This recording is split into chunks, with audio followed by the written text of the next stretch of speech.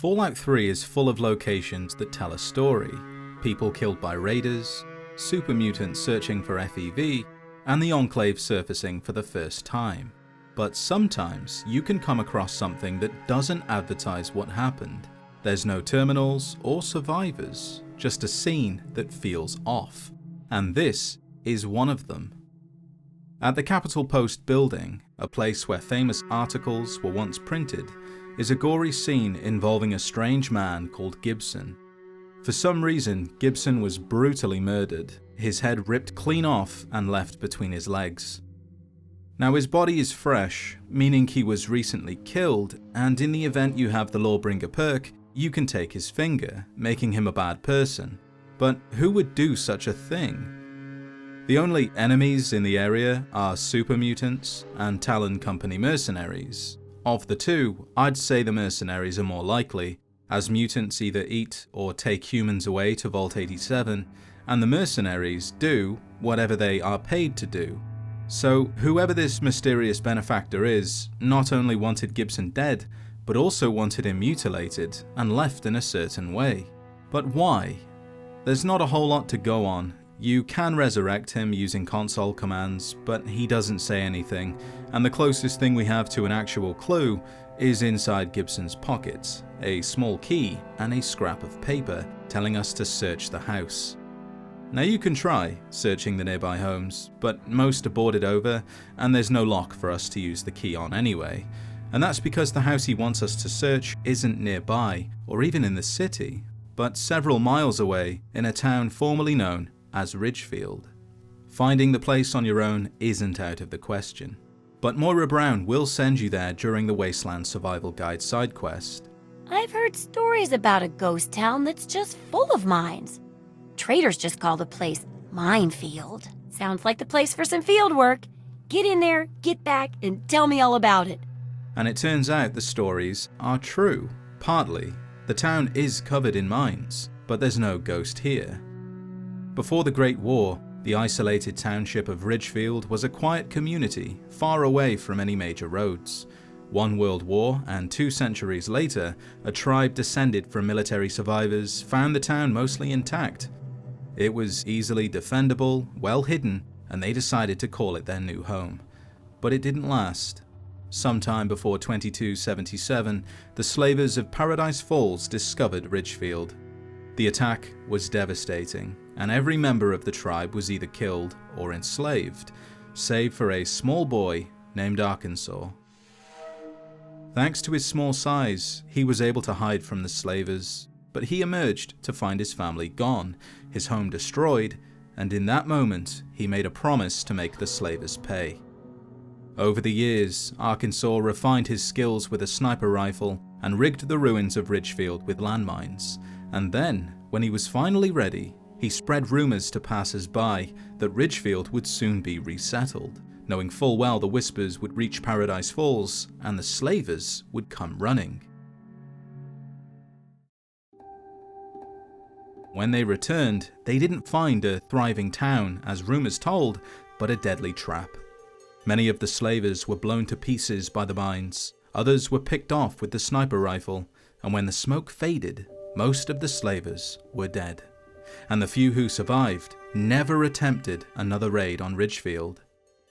Soon after, the town earned a fearsome reputation, haunted, cursed, and riddled with deadly traps. Traders eventually dubbed it Minefield, and Arkansas remained its lone guardian, ever vigilant against slavers and raiders alike. And that brings us to today. Now Arkansas does open fire on anyone entering the town, including us, targeting the nearby cars, blowing them up, and triggering a chain reaction as each mine detonates the next.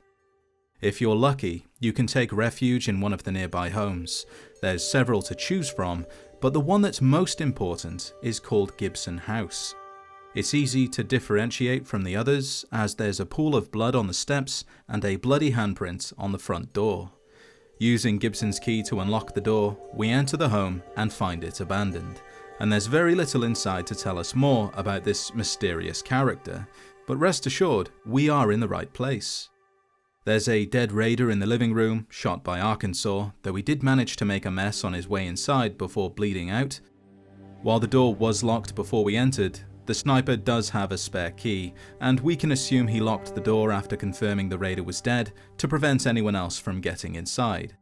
Throughout the rest of the home, we find a Tumblr's Today magazine, suggesting Gibson was interested in picking locks, a few pre-war books, valuable to the right buyer, but not enough to get you into this kind of trouble.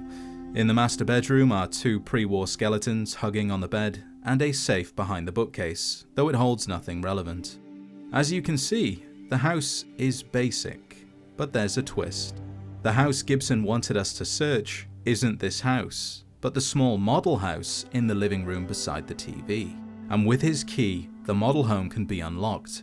And this is where the unmarked quest is completed, and the reward for doing so is a few minor items. Disappointing, I know.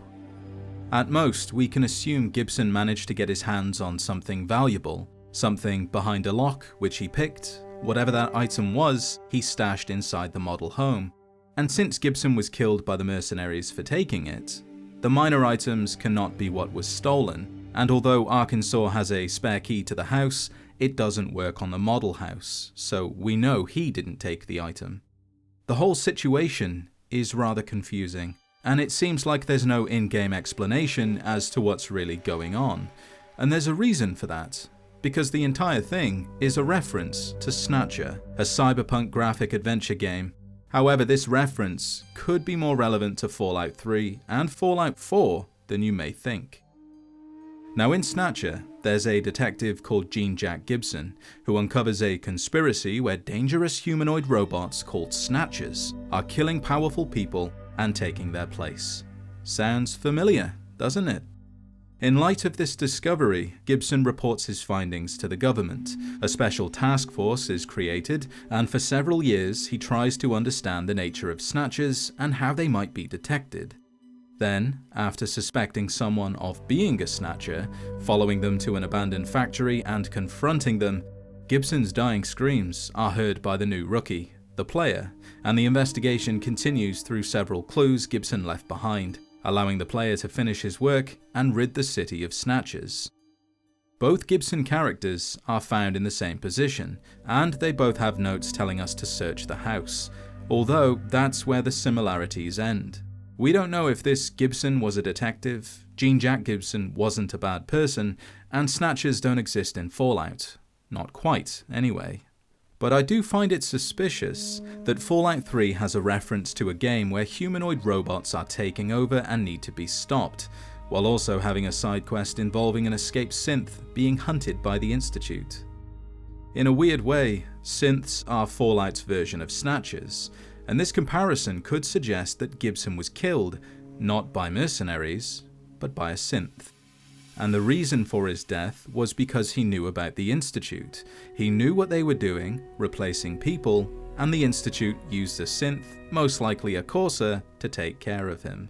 Maybe Armitage, who you can find in Fallout 3.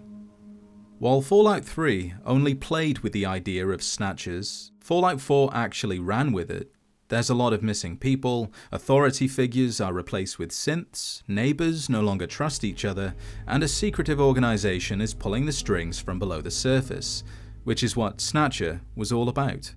And for that reason, I believe Gibson is more than just a reference, but is the first instance of Bethesda flirting with the idea of humanoid robots replacing people, something that happened in their very next game.